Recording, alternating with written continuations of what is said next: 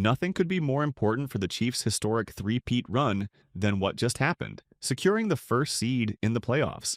As we dive into today's breakdown, let's reflect on how this monumental achievement sets the stage for Kansas City. With key players now poised for much-needed rest, the Chiefs can focus on preparing for their playoff push. We'll also explore which younger players should step up in the final regular season game against the Broncos. Stick around as we discuss why this is the most critical moment in the Chiefs' journey toward another Super Bowl title. What's up, buddies? Welcome back. If you are new here, make sure you hit the subscribe button. We cover all AFC West news here on this channel. So this is the ideal time to give star players a proper rest and give young players a chance. Key players like Patrick Mahomes, Travis Kelce, and Chris Jones likely won't suit up, and even DJ Humphries might get some time off. Other banged-up players like Mike Pennell, who's been dealing with a few minor issues, should also be given the chance to rest and recover. They need as much time as possible to rest, recover, and recharge. You might want to give Justin Reid some recovery time and definitely rest anyone dealing with injury. Keep them all off the field until the divisional round. We're talking minimal practice reps too, because even practice sessions on that hard outdoor surface take a toll on the body. This analysis is absolutely crucial because nothing matters more for their three-peat chances than maximizing this rest period. It's not just about the star players either. While that elite core group needs their rest, we've got to consider DJ Humphries' situation too. Personally, I wouldn't put him on the field for this final regular season game. Yeah, it might feel like a preseason game for the Chiefs at this point, but the smart move would be to keep him on the sideline. In fact, if it were up to me, I wouldn't play any starters against the Broncos, except maybe Creed Humphrey. This game gives you a perfect opportunity to evaluate guys like Nurzad, and you can rotate players like Caliendo. It's crucial to get Kingsley and Wanya back into game action if they're cleared to play.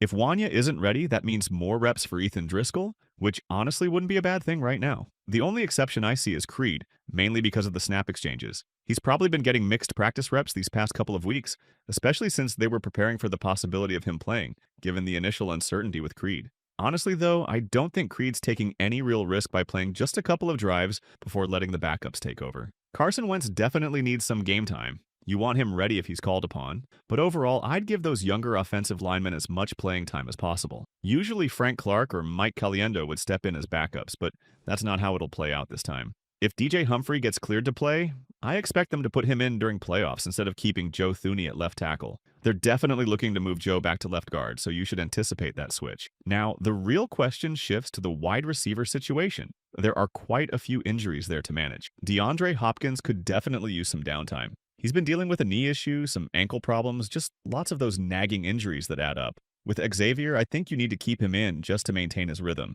but I wouldn't play him beyond the first quarter. The same goes for Hollywood Brown. Give him minimal reps, then get him off the field. You absolutely can't risk either of them getting seriously hurt before the postseason. Sure, they'll have that wild card week off, but any injury now would be devastating compared to taking precaution. This is what the entire season has been building toward, and it would be foolish to jeopardize that now. With Travis out, even Noah might see limited action. I'm really interested in seeing what Baylor Cupp can do, and particularly want to watch Peyton Hendershot get some playing time. Anthony Firkser showed some promise, and with your top two receivers sidelined, you want to explore every available option. If the Chiefs end up 15-2 this season, honestly, nobody's going to care. I certainly won't. The fans won't, and the record books won't either. It's all about securing that third consecutive trophy. Let the young offensive players get their reps and keep everyone else's involvement minimal. I'd especially like to see Nico Remigio get significant offensive snaps, the perfect opportunity to evaluate him for long-term planning and offseason decisions. On defense, if Shamari Connor is healthy enough, he should get some limited work, maybe a quarter,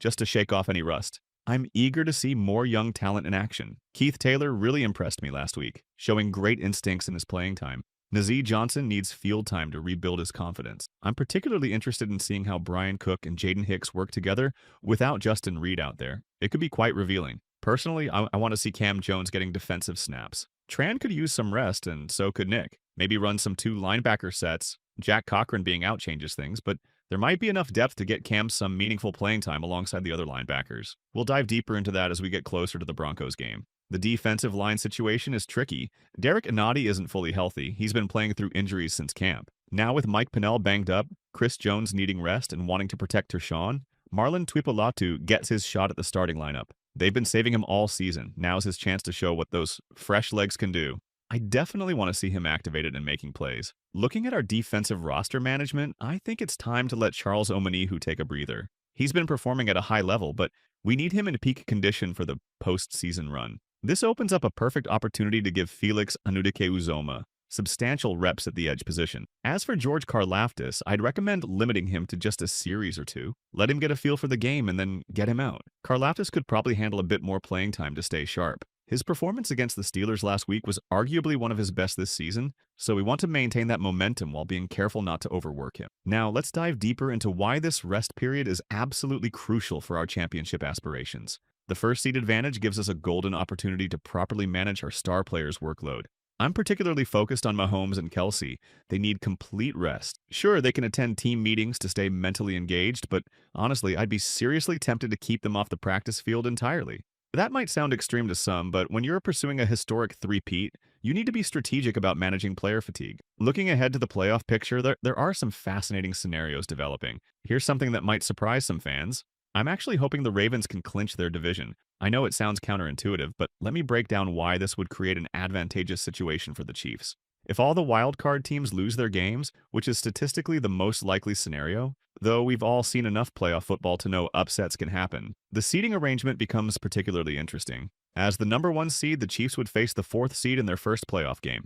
If the Ravens win their division, that fourth seed would almost certainly be the Texans. I've analyzed the remaining schedules and potential outcomes, and I just don't see any realistic scenario where another team overtakes Houston's position. This setup would lead to a Bills versus Ravens matchup in the other divisional game, which, from a strategic standpoint, works exceptionally well for the Chiefs. Here's why this matters. Avoiding having to face both the Bills and the Ravens in consecutive games would be optimal for the Chiefs' Super Bowl path. The alternative scenario, where the Ravens end up as the fourth seed, would force the Chiefs to potentially face the Ravens first and then the Bills, or vice versa. Both teams present unique challenges, and having to face them back-to-back would be an incredibly tough road to the Super Bowl.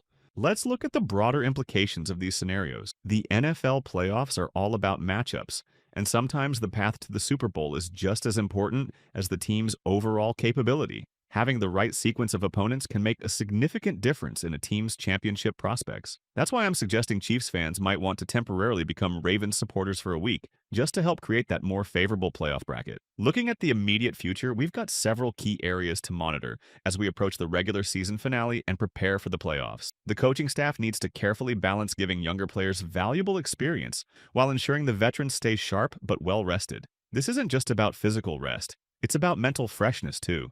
The playoffs are as much a mental challenge as they are physical, and having key players mentally refreshed can be the difference between advancing and going home. We'll be providing detailed updates throughout the week as we see how the team approaches both the upcoming Broncos game and their playoff preparation. There are still many moving pieces to consider, from injury recoveries to potential matchup strategies for different playoff scenarios. The decisions made in the next couple of weeks could have significant implications for the Chiefs' three-peat aspirations. So the Kansas City Chiefs are sitting in an incredible position right now, with the first seed secured and their path to a historic three-peat starting to take shape. Managing rest for key players, getting younger talent some reps, and strategically planning for the playoffs, all these moves are setting the stage for what could be another unforgettable postseason run. But now it's your turn to weigh in. How would you approach the final regular season game? Should the Chiefs rest all their stars or let a few get some reps to stay sharp? Which younger players are you most excited to see step up against the Broncos? Do you agree with the idea of rooting for the Ravens to clinch their division, creating a more favorable playoff bracket for the Chiefs? What's your ideal first playoff matchup for Kansas City? Do you think facing the Texans would be the best case scenario? Drop your thoughts in the comments below. Don't forget to like this video and subscribe for more AFC West coverage.